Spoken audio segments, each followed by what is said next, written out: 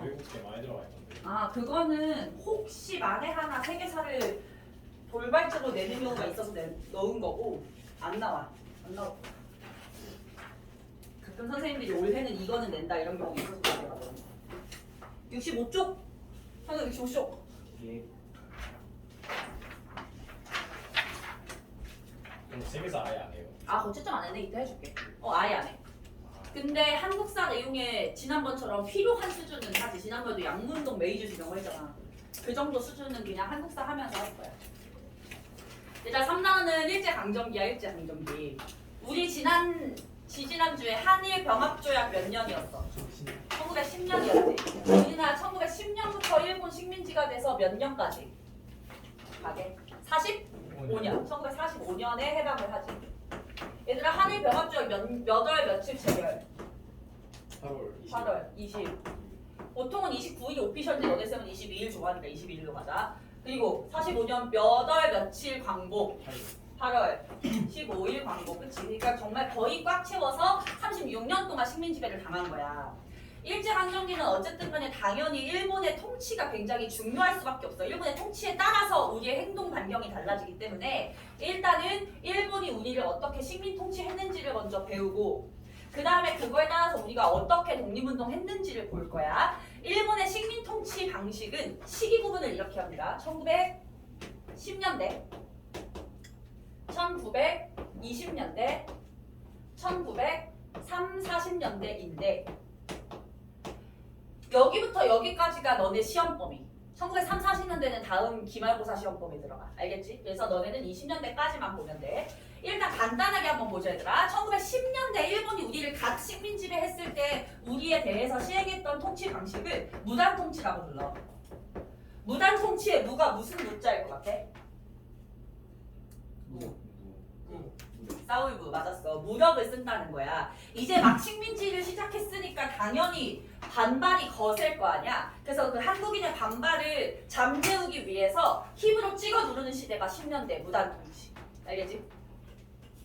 디테일한 건 이따가 교재 보면서 볼 거고. 근데 이러한 10년대 무단통치를 20년대 가면 어떻게 바꾸냐면 문화통치로 바꿔. 문화통치는 말 그대로 한국인을 문화적으로 대해주겠다는 소리야. 근데 완전 그런 다른 방식인 거잖아. 그치? 왜 갑자기 이렇게 통치 방식을 바꾸느냐? 그거는 1919년에 무슨 사건이 있었기 때문이게? 3.1운동. 이거 연도는 기본적으로 알지? 1919년 3.1운동을 겪으면서 일본은 뭘 깨닫게 되냐면 조선놈들 힘으로 찍어 누르면 짜져 있을 줄 알았는데 아니네? 지렁이도 밟으면 뭐 한다? 꿈틀한다. 그거를 딱 보여줬다는 거지. 그래서 통치 방식을 좀 바꿔야겠다라고 해서 문화통치로 간다고 생각하는데 그러고서 3, 40년대는 어차피 시험 보면 아니니까 그냥 안 볼게. 오케이? 그래서 우리 일단 오늘은 무단통치 때 일본이 어떻게 통치했고 문화통치 때 어떻게 통치했는지를 먼저 보고 그 다음에 독립운동으로 넘어가서 독립운동 좀 볼 거야. 무단통치부터 볼까? 1910년대 무단통치. 를 보기 전에 여기서 너네 거기 조선 총독부 나와 있지? 조선 총독부부터 한번 정리해보자. 조선 총독부는 10년대에 만들어지긴 했지만 10년대에만 있었던 건 아니니까 약간 논외로. 우리 지지난주에 을사늑약으로 우리나라에 무슨 부가 설치돼? 통감부가 설치되지. 통감은 원래는 외교업무만 하기로 했다가 한일 신협약 때 업무가 어떻게 확대됐어? 내정에까지 확대됐었지. 그리고서 1910년 8월 29일 기점으로 통감부가 총독부로 그냥 바뀐다고 생각하면 돼. 알겠지? 그럼 얘들아 만약에 국채보상운동을 총독부가 탄압했다. 맞아 틀려? 틀려. 근데 신민회의 105인 사건은 통감부가 한 거야? 총독부가 한 거야? 105인 사건 언제 일어났어? 일제강점 전이었어요? 11년 후니까 총독부가 했다고 해야 되는 거야. 알겠지? 그래서 딱 1910년 기점으로 그 앞은 통감부, 뒤는 총독부라고 생각하면 돼. 이 조선 총독이라고 하는 기관은 우리나라의 입법, 행정, 사법, 군 통수권을 다 가지고 있었어. 일반적으로 제대로 통치하려면 저 네 가지 권한은 나누는 게 좋아? 한 명한테 모는 게 좋아? 나누는 게 일반적이지. 근데 우리나라를 제대로 통치할 생각이 없고 효율적으로만 통치하면 되기 때문에 이렇게 했다는 거지. 그리고 반드시 알아둬야 될 거, 요 총독을 임명할 때 조건이 있었어. 어떤 사람들만 총독이 될 수 있었냐? 있었냐면 육해군 대장. 군인 중에서도 대장을 찍은 사람들만 총독이 될 수 있게 하는 거야. 왜 그랬을까? 강하게 하면 강하게 하려고. 맞아. 무섭잖아. 그러니까 군인 중에서 대장을 한국을 통치하는 지도자로 보냈다는 건 한국인 한 명 한 명을 어떻게 다루겠다는 소리야. 군인처럼 다루겠다는 소리야. 그럼 얘들아 군인 같다는 건 어떤 거니? 군인이 내 상관이 까라고 하는데 실습이라 할 수 있어 없어? 없잖아, 그치? 내가 얼마 전에 우리 집이 서울에서 이사를 하면서 내 동생 집을 옮기다가 내 동생이 군대 훈련소에 있을 때 쓴 일기를 내가 발견했어. 내 동생 진짜 되게 긍정적이고 막 세상을 막 이렇게 아름답게 보려고 노력하는 애거든? 궁금한 거야, 얘는 훈련소 어떻게 살았을까? 열어봤단 말이야. 뭐라고 적혀있는지 알아? 엄청 삐뚤삐뚤한 그 싫어. 군대는 사람이 있을 곳이 아니다. 막 이렇게 적혀있는 거야. 꿈에 자꾸 돌아가신 할아버지가 나온대. 아니 이게 너네 미래라서 이렇게 웃는 게 미안하잖아. 내 동생이니까 너무 웃긴 거야. 얘가 그렇게 살아. 근데 심지어 내 동생은 얘들아 해병대였는데 눈이 좀 안 좋아서 다행히 약간 눈이 좀 안 좋아서 통근이었어. 상근. 그래서 집에서 출퇴근을 했어. 공익은 아니야. 현역인데. 근데 심지어 해병대니까 바다잖아. 제주도로 임명이 나가지고 쌤 제주 살이잖아. 집에서 엄마가 태워다주고 태우려고 했어. 그래서 걔가 막 동기들이 상근이라고 하니까 개 부러워한다. 막 이렇게 써놨더라고. 하여튼 그래서 그랬는데 훈련소가 이렇게 힘들어 보이더라고. 어쨌든 얘나 욕해본 대장. 한국인 한 명 한 명을 군인 대하듯이 대하겠다는 건 무슨 말인지 알겠지? 우리 일본이 총독부가 까라면 까는 국민으로 만들겠다라는 소리야. 그리고 일단 그 밑에 우리 중추원 체크해보자. 중추원. 중추원 같은 경우에는 한국인들로 구성되어 있는 기관인데 자문기구라고 나와있지. 자문, 이 무슨 뜻이야? 모르는 거 있으면 도와주는 거지. 일본인들이 우리나라를 통치하기에는 우리나라에 대해서 아무것도 모르고 한국어도 못하고 하니까 도와주는 기구인 거야. 그럼 중추원에 있는 한국인들이 다 뭐였겠어? 친일파였겠지. 친일파로 구성되어 있었고 대표적으로 누구 있었게? 이완용. 이완용 백작지휘 달고서 중추원에 있는 거야. 근데 우리 이 중추원에 대해서 기억해야 될 점은 자문기구라는 점이고, 이 자문기구의 반대말이 무슨 뜻이냐면 의결기구라는 말이 있어. 의결 무슨 뜻이게? 결정. 의사를 결정하는 거지. 중추원은 한국인의 어떤 정책에 대해서 의사결정 못한다라고 하는 거. 아무리 친일파여도 한국인에게 결정권 안 주겠다는 거야. 오케이? 그리고서 무단통치로 이제 본격적으로 넘어갑니다. 일단 무단통치에서 제일 중요한 키워드는 헌병경찰 통치야. 헌병경찰 통치. 완전 중요. 별표 3개 하세요. 이제 쉬워? 헌병경찰이 뭐야? 헌병 말고 그 군인. 이제 군인들의 경찰인 거잖아. DP 드라마 같지. 그 DP 걔네가 헌병의 일종인 거지. 그러니까 군인들이 뭐 탈영하거나 군인인 신분으로 범죄를 저지르면 헌병 경찰이 가서 걔네를 잡아오는 거잖아. 일반 경찰을 두지 않고 일반 경찰 자리에 다 헌병 경찰을 앉힌 거야. 그럼 이것도 뭐 하겠다 소리? 한국인 일반인 한 명 한 명을 군인처럼 대하겠다는 소린 거야. 그래서 당연히 그냥 경찰이 무섭겠어? 헌병 경찰이 무섭겠어? 당연히 헌병경찰이 무섭지. 그래서 헌병경찰은 그냥 존재만으로도 약간 위압감이 있는 존재인데 거기다가 플러스로 얘네가 갖고 있는 권한이 2개가 있어. 하나는 직결 차분법. 내가 교재에 쓴 단어랑 다를 수도 있어. 그리고 조선 태형령 이렇게 외우시면 돼. 혹시 교재에 직결 차분권이 나와 있니? 직결 차분권. 직결 차분 무슨 뜻일 것 같아? 그 자기 즉시 결정해서 처분한다는 거지. 원래 사람이 범죄를 저질렀다고 생각이 돼도 현행범이 아닌 이상은 얘가 진짜 범죄를 저지른 게 맞는지 증거가 있는지 확인하고 재판 절차 거쳐서 처벌해야 되잖아. 근데 이때는 그냥 헌병 경찰이 그 자리에서 자기가 자의적으로 처벌을 할 수가 있었어. 근데 그때 내릴 수 있었던 처벌 중에 하나가 태형이었던 거지. 태형은 곤장이야, 곤장. 곤장을 때리는 거야. 누구한테만? 조선인한테만. 일본인한테는 이런 거 안 해. 왜냐면 곤장이라는 건 옛날식인 거잖아. 전근대적인 형벌 제도이기 때문에 우리 일본인은 근대적인 사람들이라서 그런 거 안 하고 미개한 한국인한테만 이런 거 하겠다는 거야. 이때 기록이 남아있는 걸 봤었을 때 어떤 사람들이 그러면 헌병 경찰한테 끌려가서 맞았냐. 이런 사람들인 거야. 앞마당을 청소하지 않은 자, 굴뚝을 더럽게 내버려 둔 자, 아니면 뭐 헌병 경찰이 직진하라고 했는데 오른쪽으로 간 자, 심한 경우에는 길 가는 이성에게 호감 표시를 한 자, 또 그냥 잡혀가서 태형을 맞는 거야. 그러니까 완전 그냥 일상생활 자체가 내가 뭔 짓을 하지도 못하게 막혀 있고 그냥 저기 헌병을 잘 보이면 쟤한테 밉보이지 않기 위해서 완전히 얼음이 되는 상황이었겠지. 그렇게 일상생활 하나하나 전부 다 탄압하겠다고 한 게 무단 통치의 그 상황이라고 생각하시면 돼요. 그리고서 두 번째, 나라 관리와 교원, 교사는 반드시 제복을 입고 칼을 차야 돼. 이 상태로 일을 하는 거야. 만약에 지금 수업을 하고 있는 상황에서 선생님이 군복을 입고서 칼이나 총을 찬 채로 수업을 한다고 생각해봐. 줄 수 있을까? 민기가 이렇게 오늘 알면서도 지각을 할 수 있을까? 뭔 짓을 나갈 줄 알고 그러지 못해. 공포 분위기를 조성하는 거야. 심지어 학교니까 어린아이들, 너네보다 어린 초등학생 8살, 9살 때 학교를 딱 갔는데 그런 상황이라고 생각하면 일본에 대한 어떤 두려움을 아는 채로 클 수가 있다는 거지.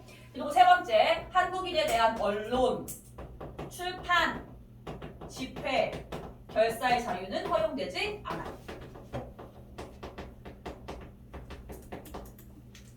언론 출판의 자유가 없기 때문에 한국인을 위한 신문은 발간될 수 있어 없어? 없어. 대한매일신보는 바로 폐간됩니다.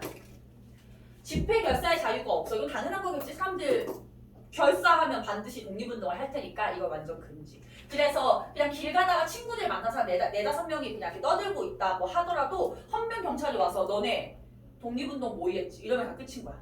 안 했는데 저희 학교쌤 얘기하고 있었는데 이러면은 암호 쓴 거잖아. 막 이러면서 잡아가면 그만이니까 아예 뭐 4명, 5명 이상 모이는 것 자체가 거의 금지된 상황이라고 보면 돼. 오케이?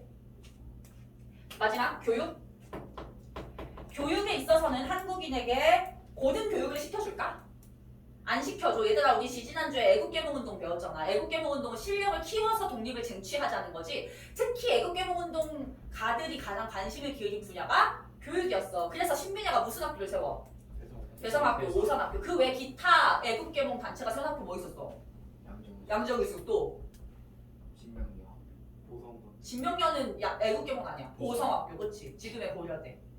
그런 학교들을 세웠다는 건 반대급부로 말하면 일본인은 한국인을 교육시키기 싫다는 거잖아. 왜냐면 한국인이 똑똑해지면 독립운동할 거니까. 그래서 이 교육은 보통교육과 실업교육 위주였다. 반드시 기억해야 돼. 시험 잘 나와. 보통교육, 실업교육.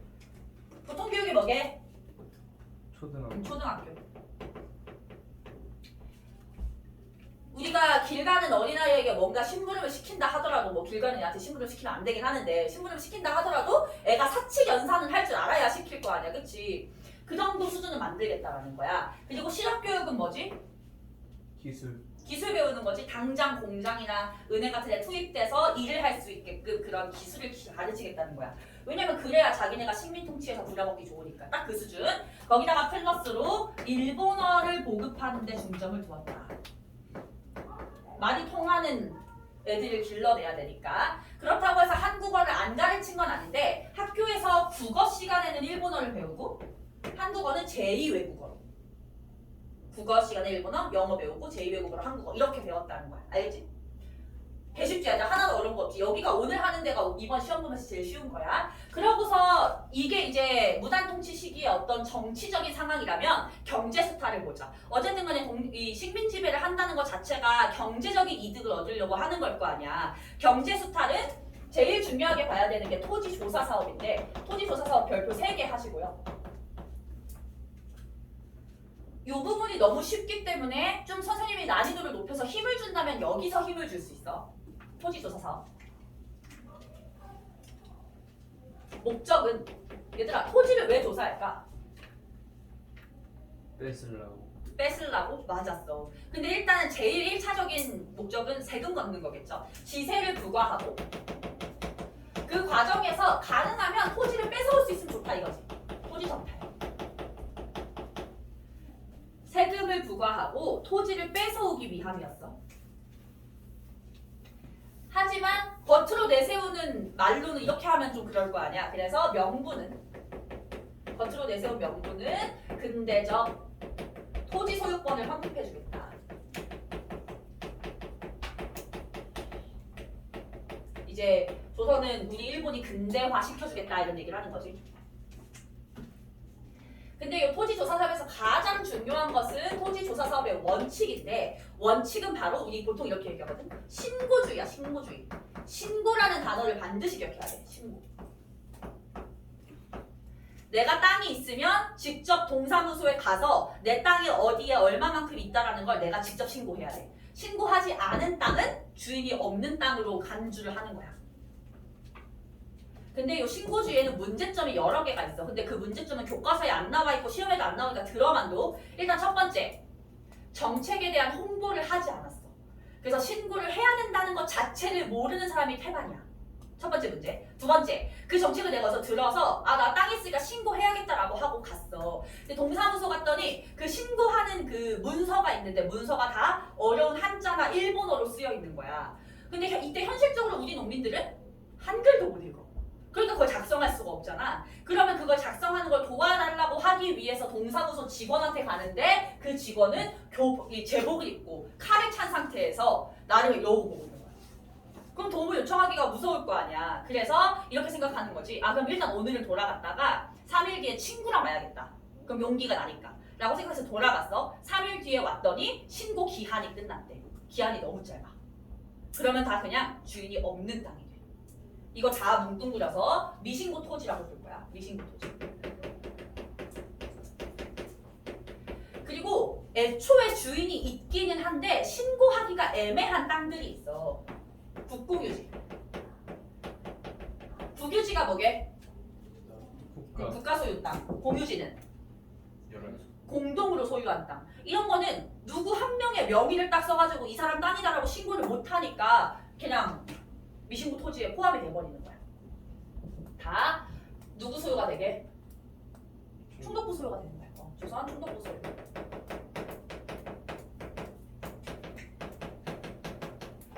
그리고 어쨌든 간에 토지의 어떤 소유 상황을 파악해서 세금을 거두려고 한 거니까 결과 조선 총독부의 지세 수입은 어떻게 되겠어? 증가하겠죠. 세금을 많이 걷는다 소리야.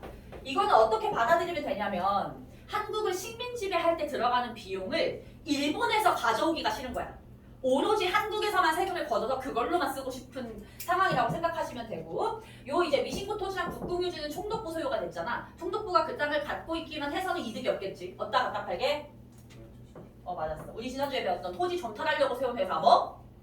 동양척식 주식회. 동척이라고 외우지 마. 나는 동척이라고 하겠지만 너는 동척이라 하지 마. 그러면 이거 쓸 때 기억한다. 뭐였지? 이러면서 동양척식 주식회사.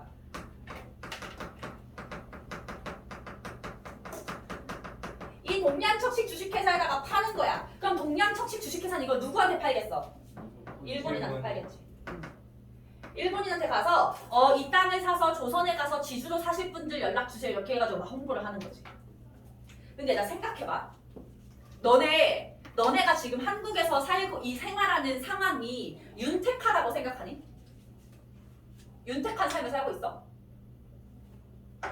잘 모르겠지. 근데 엄청 윤택한 삶을 살고 있는 거지 얘들아. 일단 서울에 살고 있고 서울에서 가장 입지가 좋은 곳에 살고 있고 야 한국사까지 학원을 보내주시는 부모님이 있고 이 시간에도 어딘가에는 공부하고 싶은데 문제집 살 돈도 없어가지고 그 이지영 선생님인가 그분처럼 선배들 문제집 갖다가 받아다 쓰는 사람도 있을 텐데 그치? 윤택한 삶을 살고 있어 얘들아. 핸드폰도 있지 뭐도 있지 다 있잖아 그치? 근데 만약에 너네한테 야 너네 공부도 하기 힘들고 시험 보기 싫으니까 아프리카 오지에 가서 거기서 지주가 될 수 있는 기회를 주겠대. 근데 거기는 일단 전기가 안 들어오고 와이파이가 없긴 해. 그리고 물을 길어다가 와야 돼. 근데 그 아프리카 일을 시키면 돼. 우물에서 물 길어오는 거. 이러면 거기 가 안 가? 가죠. 너 가? 가서 이제 사냥하고 놀면 되죠. 아니 진짜. 당연히 하는 거 아니야? 땅이 얼마나 있는지 그다음 막 사람끼리 이제 씨름 붙여놓고 구경하고 그다음 저기서 이제 사냥하고 아 비인간적이네. 얘를 사랑할 생각. 아니 콜로세움. 콜로세움 보고 사냥도 그거. 하고 많이 안 통하네. 거기서 평생 산다고? 하다가 기분 나쁘면 땅 팔고 나오면 되죠. 아 진짜. 아침 일어나서 이제 시켜서 대충 밥 먹고 그럼 쟤네 싸우는 거 점심에 싸우는 거 보고 오후에 사냥 나갔다 와서 씻고 자고 다음 또 하고 하는 거죠. 거기서 씻을 수 있다고? 아프리카 기름 어디에서? 물, 흙탕물로? 길러온 물로. 기름 물이 흙탕물이지 당연히 아프리카인데. 더러운 물로 살 수도 있는 거죠. 아. 쉽진 않으니까. 약간 대화가 잘 안 통하네. 나의 의도를 얘기해줄게. 자, 얘들아. 이때 일본은 엄청 잘 사는 나라였어. 이때 일본의 경제는 전 세계에서 탑5 안에 들었고 이때로부터 10년 안에 미국을 위협할 정도가 돼. 엄청난 부자 국가였어. 근데 한국은 그냥 그지 중에 그지잖아. 그냥 조선시대잖아, 조선시대. 그러니까 일본에서의 삶을 포기하고 굳이 한국으로 오는 사람은 일본에서의 생활이 어떤 사람이었겠어. 유택하지 않고 그다지 만족스럽지 않은 삶을 살던 사람들이 그걸 버리고 한국에 오는 거야. 아니면 민기가 한국 가서 사냥해야지. 무슨 말인지 알겠어? 그러니까 그냥 한마디로 얘기하면 우리나라의 지주로 온 일본인들은 일본에서는 거렁뱅인 거야. 무슨 말인지 알겠지? 교양 수준이 낮고 학식 수준 낮고 뭔가 도덕적이지 않고 그냥 쉽게 얘기하면 무슨 말인지 알겠어? 그래서 일본인 지주가 증가했을 때 단순히 일본인 지주가 증가한 거라고 생각하기보다 그런 비상식적인 인물들이 온다라고 생각을 하면 조금 더 이때 현실을 좀 우리가 느낄 수가 있다는 거지. 오케이? 근데 여기서 일본인 지주가 증가하는 것만이 문제가 아니야. 제일 중요한 건 요건데 봐봐 얘들아. 일본은 요때부터 지주의 땅에 대한 소유권은 인정을 하지만 우리 소장농들이 지니고 있는 소장농이 뭐야? 땅 빌려. 그래서 자기 땅이 없고 남의 땅을 빌려서 농사 짓는 사람이잖아. 소장농의 관습적인 경작권은 인정하지 않아. 요거 진짜 중요하다. 엄청 중요한 개념이야. 토지조사 사업에서. 소장농의 관습적 경작권은 인정하지 않는다. 이게 뭐냐면 자, 민기가 아까 아프리카로 가고 싶어 했으니까 민기가 이 땅의 지주야. 민기네 부모님이 지주야. 그리고 앞에 있는 창준이가 이 땅에서 이제 소작을 하고 있어. 민기에게. 민기에게. 무슨 말이야? 개처럼 이렇게. 위니. 뭔 소리야. 자, 근데 민기랑 창준이가 이제 학교에 갔다가 이제 막 한국사 테스트를 하는데 이제 창준이가 나보다 민기보다 한국사 좀 잘 본 거지. 근데 민기가 약간 그 빈정이 상한 거야. 그래서 그날 집에 가서 엄마한테 뭐라고 했냐면 엄마, 창준이 내쫓자 이렇게 얘기를 한 거야. 그러면 창준이는 어떻게 되는 거야? 네, 쫓기. 쫓겨나요? 하루아침에 직장을 잃는 거야. 쫓겨나고 콜로세움 들어가요. 그냥 완전 가난뱅이가 되는 거야. 그럼 이런 상황이 많아지면 국가적으로 좋겠어 안 좋겠어? 엄청난 혼란일 거 아니야? 그래서 나라에서 그걸 막기 위해서 조선시대에는 이 소장농들의 관습적인 경작권을 인정해줘. 그게 뭐냐면 한 번 누구 땅에서 소작을 하면 범죄를 저지르지 않는 이상, 뭐 민기를 갖다 패지 않는 이상은 이 땅에서 쫓겨나지 않아. 대대손손. 무슨 말인지 알겠어? 그래서 이거 말하자면 정규직이야, 정규직. 소장농이 그걸 인정을 해주는 거야. 그런데 앞으로는 뭐 하겠대? 관습적 경작권의 인정을 안 하겠대. 그러면 어떻게 바뀌는 거냐면 민기도 한국인이기 때문에 땅을 뺏겨가지고 소장농이 되고요. 다나카가 지주가 돼. 민기는 한때 내 땅이었던 곳에 소작을 하는 거야. 그래서 민기랑 창준이랑 다나카 셋이서 이제 학교를 갔는데 너네 둘이 다나카랑 말이 안 통하니까 말을 안 했어. 다나카는 소외감을 느껴서 엄마한테 엄마 민기랑 창준이 내쫓읍시다 이렇게 얘기를 하는 거야. 그럼 둘이 어떻게 되는 거야? 쫓겨나. 그냥 쫓겨나는 거야. 한국인 대부분이 이런 상황이 들어간다는 거지. 근데 아까 얘기했잖아. 지주들 다 다나카 거렁뱅이, 얘 호스트파이라는 게 아니야. 그 거렁뱅이들이 와가지고 우리의 지주가 돼서 우리는 걔네한테 일거수일투족 트집 잡히지 않기 위해서 눈치 보면서 살아야 되는 상황이 됐다는 거지. 그러니까 이걸로 어떤 결과가 되는 거냐면 국가 대 국가의 입장에서 우리가 일본 밑에 있는 것뿐 아니라 그냥 사람과 사람의 관계에서도 일본인 아래로 들어가게 된다는 거지. 엄청 중요해 얘들아. 이때 우리가 토지조사 사업으로 땅을 얼마나 뺏기냐면 전 국토의 40%를 뺏기거든. 근데 그 절반은 아니잖아. 그러니까 뭔가 심각하게 안 느껴지잖아. 근데 너네 그거 아니? 우리나라 전 국토의 몇 퍼센트가 산이게? 70%가 산이야. 그럼 평지는 30%. 일본이 뺏어간 40%는 얘가 많을까 얘가 많을까? 평지 다 가져갔지. 그러니까 남은 60% 한국인이 가져갔자 그냥 뭐 산에 있는 뭐 척박한 땅 정도였다는 거. 엄청 심각한 상황이 된 거야. 오케이? 토지조사 사업은 별표 3개 하고서 여기 내가 칠판에 써놓은 거 다 완벽하게 외울 수 있어야 돼.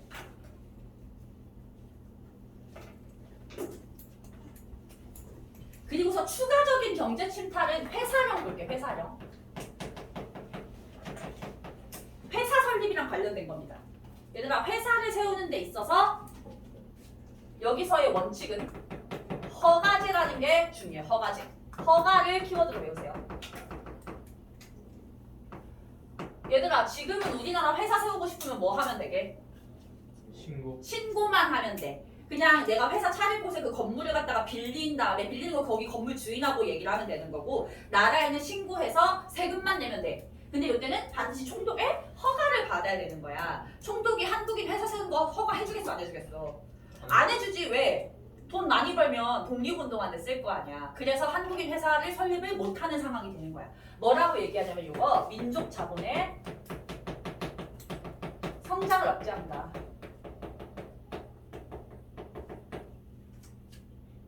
그러니까 애국개몽운동에서 교육을 갖다가 실력 양성하려고 했고 산업에서 실력 양성하려고 했잖아. 그거 다 막겠다는 거지. 오케이?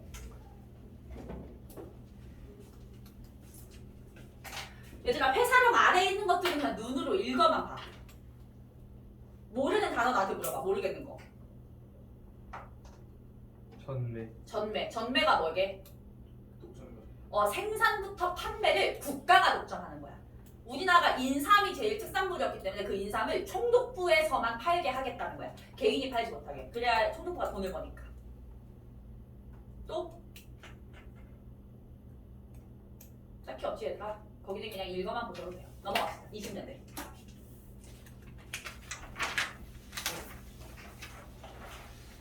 왜? 지우면 안 돼? 이따 동영상 보내줄게.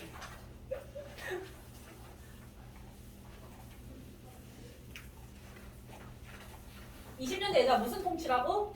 문화 통치.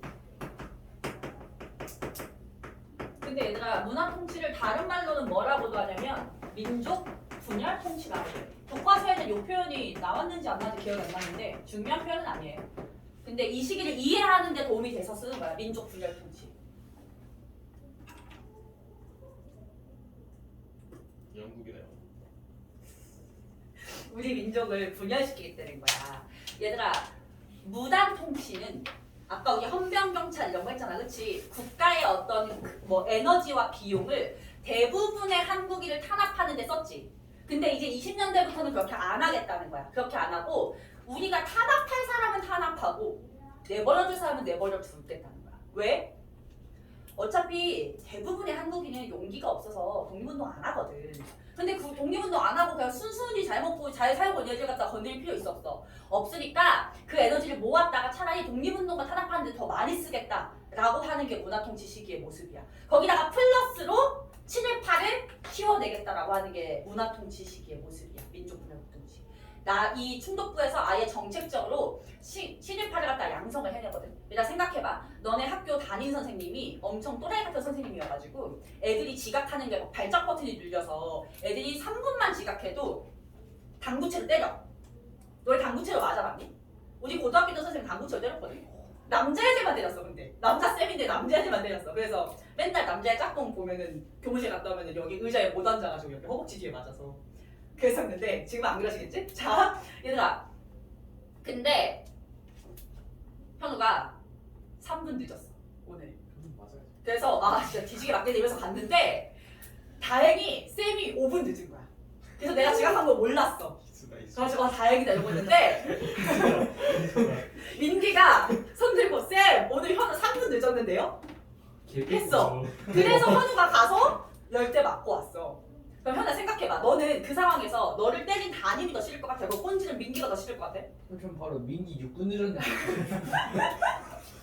그치 얘들아. 이게 얘들아 인간 심리의 되게 이상한 특징이거든. 생각해봐. 만약에 애초에 선생님이 3분 늦은 거 가지고 애를 패는 또라이가 아니었으면 민기가 꼰지르든 말든 맞는 일은 없잖아. 그치? 그럼 최종 빌런은 누구야? 그 선생님이 진짜 나쁜 놈이야. 근데 왠지 우리 심리적으로 누가 더 싫어? 더 싫은 거야. 야 같은 학생끼리 이렇게 있어. 이렇게 되는 거지. 이때 친일파를 양성했을 때 일본의 목적이 그거였어. 친일파가 생기면 한국인들은 누굴 더 욕해. 친일파가 더 싫은 거야. 일본은 그래도 나라가 다르고 역사가 다르고 민족이 다르지만 어떻게 같은 한국인끼리 그래? 라는 생각이 든다는 거지. 그러니까 일본 놈들이 머리 잘 쓴 거라고 보시면 돼요. 알겠죠? 근데 이렇게 통치 방식이 바뀐 게 뭐 때문이라고? 3일. 3일. 3을 넣을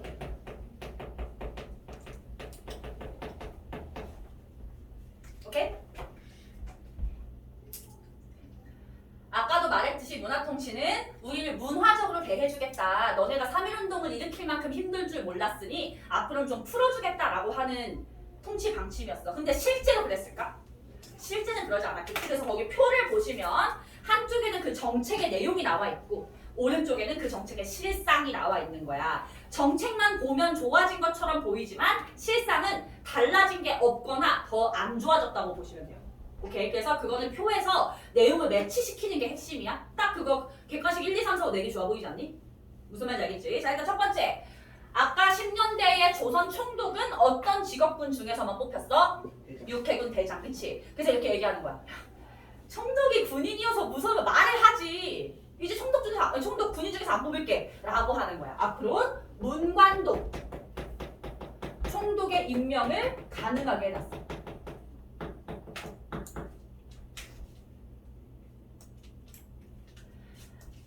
여기서 중간고사 95점 넘는 사람은 내가 문상을 쏜다. 5만 원. 하면 좋아 안 좋아? 아, 페이크. 해놓고 뭐 하면 돼?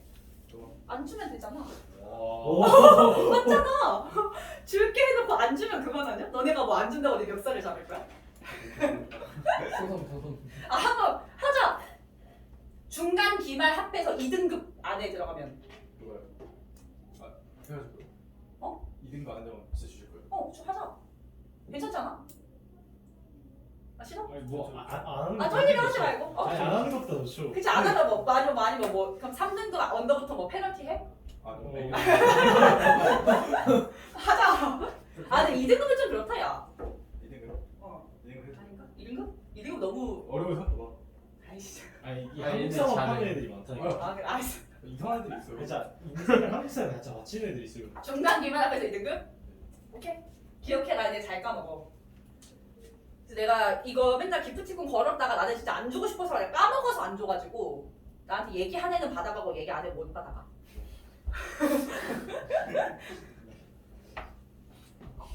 지난번에 중학생 애들한테 뭐 약속했지? 치킨 약속했던 것 같은데. 중간 기말 다 100점 받으면. 사진에 있어요? 어? 사진에. 꽤 받아왔어. 중간기말 100이요. 중학생이니까 100점 기준으로. 다행히 너 나랑 했을 때도 그때 우리 거 있었는데. 기억 안 나지? 기억이 안 나지. 항상 중학생들 내가 기프티콘으로 좀 꼬시는데. 어쨌든 준다 해놓고 안 주면 그만이다. 임명한 적 없다. 광복때까지.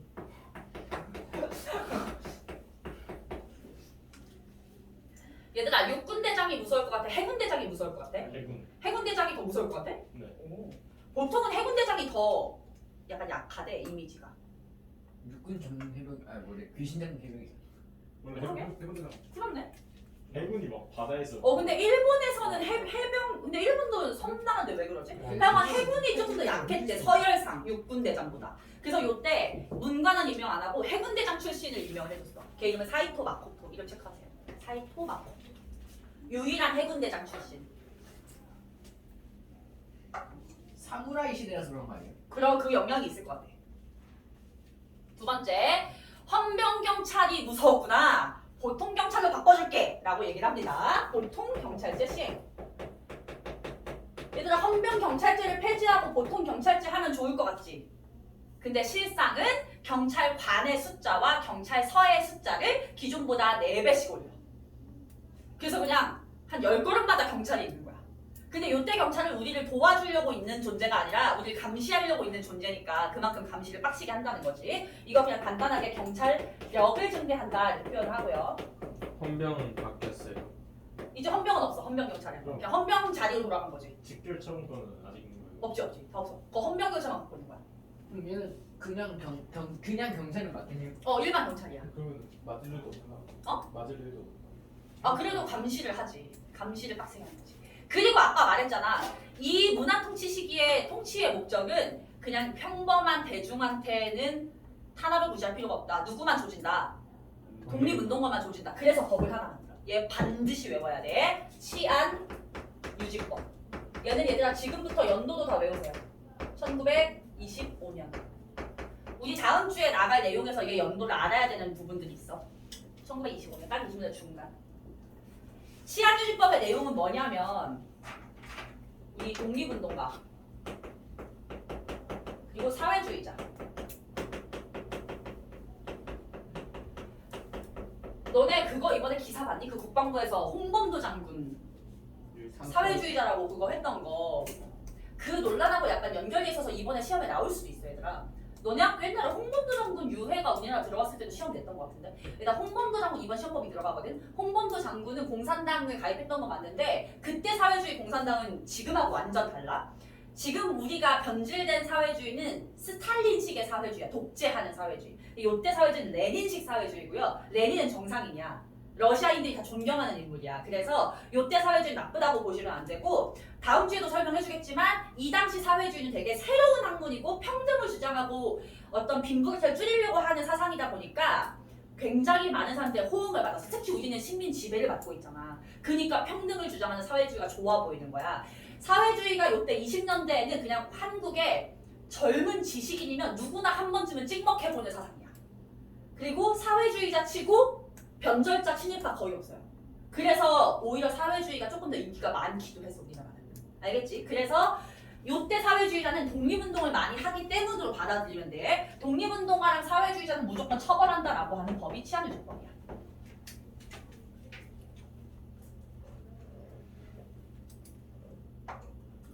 그러니까 사실 이건 정치적인 걸 떠나서 홍범도 장군에 대한 그 국방부의 그거는 진짜 아무것도 모르고 하는 얘기인 거지. 역사적인 거예요. 오케이? 근데 왜 있던 것까지 설명한대요? 내 말이. 내 말이. 자, 심심한 파우치. 얘 반드시 외우시고, 세 번째, 한국인에게 아까 언론 출판 집회 결사의 자유 있었어 없었어? 없었지. 근데 이제 언론 출판의 자유도 인정을 해주고 집회 결사의 자유도 일부분 인정을 해주겠다고 했어. 언론 출판의 자유가 허용이 되면서 한글 신문이 발행될 수가 있게 되거든. 너네 지금 신문사 아는 거 뭐 있어? 동아일보 또? 대한민국 20. 아 진짜 지금 신문사 지금 신문사 조선일보 다 요때 만들어집니다. 조선일보 아직 있어요? 예. TV조선 YTN. 그 TV조선이 요 조선일보에서 계열사에서 만든 거잖아. 조선일보, 동아일보가 요때 만들어지게 되더라. 아 근데 전에도 조선 도시기 신문이 있었어요. 조선 뭐시기? 민주주의. 왜? 자, 얘들아, 요 조선일보, 동아일보가 발간되지만 문제는 뭐냐면 검열을 강화한다는 거야. 매번 신문이 나올 때마다 아침에 총독부가 읽어보고서 마음에 안 드는 기사는 빼버려. 기사 삭제. 그리고 마음에 안 드는 논조의 기사를 자꾸 쓰는 신문사는 정간, 폐간시켜.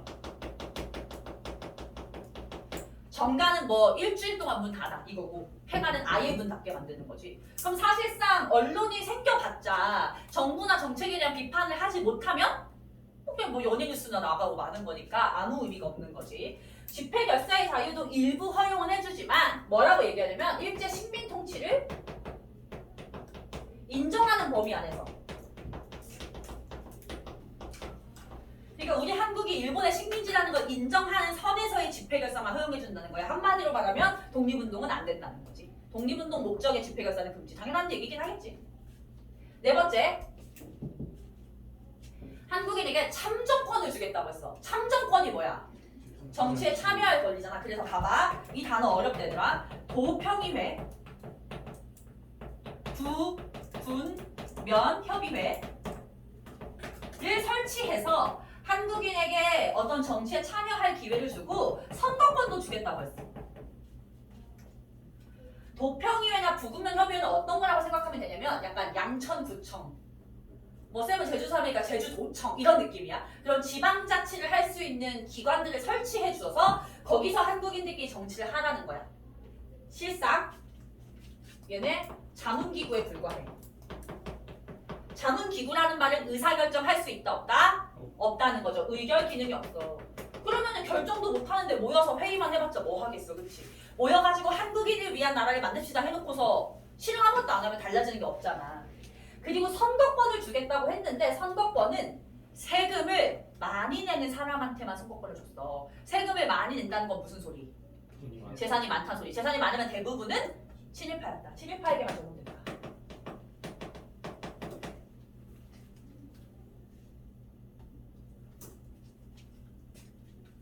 마지막 교육. 원래 한국인에게는 무슨 교육만 시켜?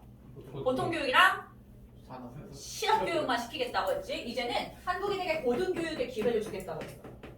그래서 한국인을 위한 어떤 고등학교도 세워주고 여자 고등학교 세워주고 이러면서 막 학교를 세워주는 거야. 실상은 이 교육은 다 유상교육이었어.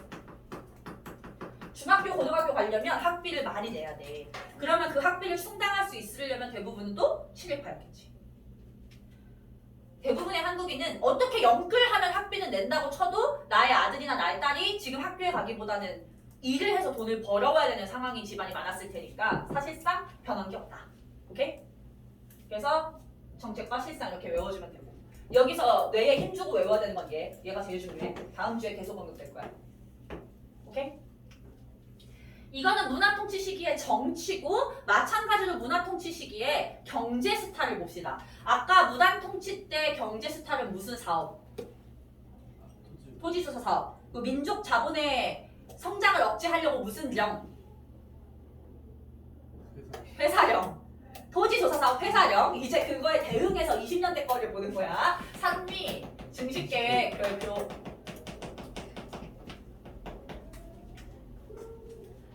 산미 증식 명칭을 딱 봤을 때 무슨 느낌이 딱 오니? 쌀을 많이 생산하겠다는 거죠. 생산되는 쌀의 양을 늘리겠다라고 하는 건데 얘 배경이 중요해. 배경. 왜 갑자기 한국에서 쌀 생산을 늘려주겠다고 했을까? 한국이 잘 먹고 잘 살라고? 일 리가 없지, 그치? 일본이 요 시기에 공업화를 합니다. 요때가 내가 아까 얘기한 미국을 위협할 정도로 일본이 잘 살던 시절이야. 얘들아, 공업화되면 인구는 도시로 몰려, 시골로 몰려? 도시로 몰리지. 그럼 쌀 생산하는 사람의 숫자는 줄어드니까 쌀이 부족해지는 거지. 쌀 부족 현상. 그래서 일본 내에서 폭동이 생길 정도로 지금 식량이 부족한 상태인 거야. 근데 그렇다고 해서 자기네 공업화하고 있는 걸 올스탑하긴 싫으니까 한국에서 쌀 생산량을 늘려서 가지고 오겠다라고 하는 거지. 그게 산미증식 계획이야. 별로 어려운 거 없지, 얘들아. 산미증식 하려면 이제 뭐 전개 과정 같은 경우는 별거 없어. 교재에 나와 있는 거 보시면 뭐 종자 개량, 수리시설 개선, 뭐 개간 사업 이런 거 한다는 거지. 수리시설이 뭐야? 수리시설. 물 되는 거, 저수지라든가 아니면 뭐 파이프 되는 거 이런 것들이고 종자를 개량하는 건 뭔지 알지? 개간은 뭐야? 땅을 농사 짓기 적합한 땅으로 바꿔주는 거잖아. 그런 걸 다 하는 거야. 결과 발표하시고요. 결과 첫 번째 증산에 성공하게 못하게 성공합니다. 증산에 성공해요. 그러나 목표치는 달성하지 못해. 근데 목표대로 가져가요.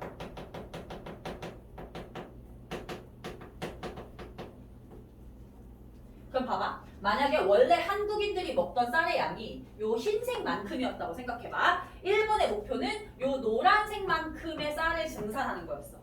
근데 실제적으로는 빨간색만큼밖에 생산량을 못 늘린 거야. 그러면 빨간색만큼 가져가야 맞아? 노란색만큼 가져가야 맞아? 빨간색만큼만 가져가야 되는데 원래 목표인 노란색만큼을 가져가고 싶은 거야. 그럼 요 부족한 부분은 어디서 때워?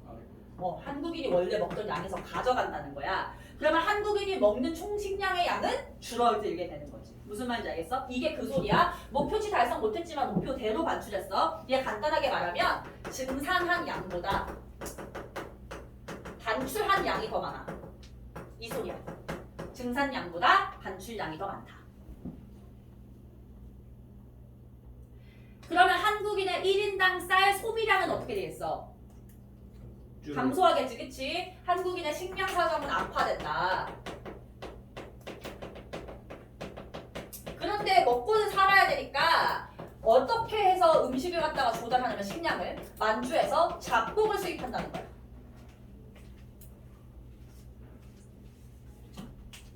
너네 잡곡밥 좋아하니? 네. 아니에요. 좋아해? 네. 오 대박. 잡곡밥이랑 쌀밥 중에 고를 수 있으면 잡곡밥 먹어? 보리밥 잘. 아 그래? 보리밥의 매력이 뭐야? 이건 맛있어요. 아 맛있어? 잡곡이 일반적으로 쌀보다 맛이 없잖아. 쌀은 달잖아, 그치? 근데 잡곡밥은 그런 단맛이 없고 까끌까끌하잖아. 근데 심지어 만주라는 척박한 땅에서 생산된 잡곡이니까 그냥 질겅질겅 씹는 느낌이었을 거야. 나는 1년 동안 뼈 빠지게 쌀을 생산해놓고 정작 나는 잡곡을 먹어야 되는 그런 상황이었다는 거지. 세 번째, 증산 비용. 이 쌀 생산을 늘리기 위해서 들어간 비용. 얘들아 이거 국가에서 하는 정책이면 누가 돈을 내야 맞아? 일과 국가 총독부가 내야 맞지. 근데 그러지 않고 너네 농민들이 이득 봤으니까 농민들한테 세금을 이거 비용을 다 내라고 하는 거야. 농민에게 전가합니다.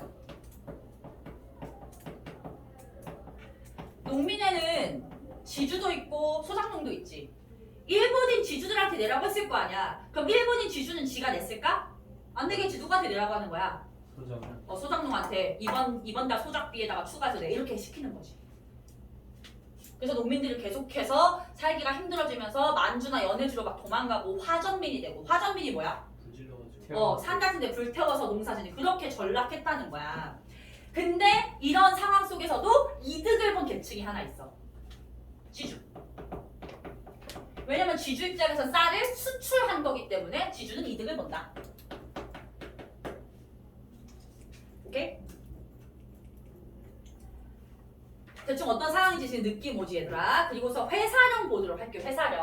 회사령을 요 시기가 되면 폐지해줍니다. 회사령 폐지. 얘들아 아까 분명히 회사령에서 회사 설립할 때 뭐를 받아야 했었어? 총독의 허가를 받아야 되지. 근데 이제 좀 폐지하니까 허가가 아니라 신고만 하면 되는 걸로 바뀐다 이렇게 나와. 신고제로 바뀌었다.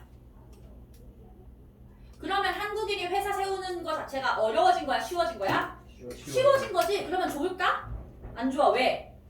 일본인도 한국에 회사 세우기가 쉬워져. 그래서 아까 봐봐. 일본이 공업화했다고 했잖아. 그러면서 일본에 대기업이 엄청나게 많아지거든. 막 미쓰비시 이런 대기업들이 한국으로 대거 들어오는 거야. 한국의 쪼매난 기업이랑 일본 대기업 싸우면 무조건 누가 이겨? 무조건 대기업이 이기지, 그치? 그럼 우리가 그래도 일본 물건보다 나은 점은 뭐게? 싸다. 가격이 싼 게 비지떡이라고 그 가격으로 밀고 나가는 게 유일한 장점이었어. 그런데 몇 년 뒤에 일본 상품에 대한 관세를 폐지해버립니다. 일본 상품에 관세 폐지하면 일본 물건이 국내에 비싸게 들어오는 거야? 싸게 들어오는 거야? 싸게 들어오는 거지. 그럼 이제 가격 경쟁력도 우리 물건은 사라지겠지. 그래서 오히려 회사력이 있을 때보다 더 상황이 안 좋아졌다. 오케이? 마지막 신은행령. 얘 보고 쉬자 얘들아. 이거는 뭐냐면 자본금의 크기가 작은 은행은 자본금 크기가 큰 은행한테 합병해라라고 하는 법령이었거든. 근데 대부분의 한국인 은행은 자본금이 어땠겠어? 작았겠지. 그래서 그냥 결론적으로 말하면 한국은행이 이거 안 된다. 한국인 은행이 일본인 은행한테 합병된다 이런 결론을 가져온 거야. 신은행령 단답형 가능성 있음 체크해놔야 돼, 알겠지? 쉽다.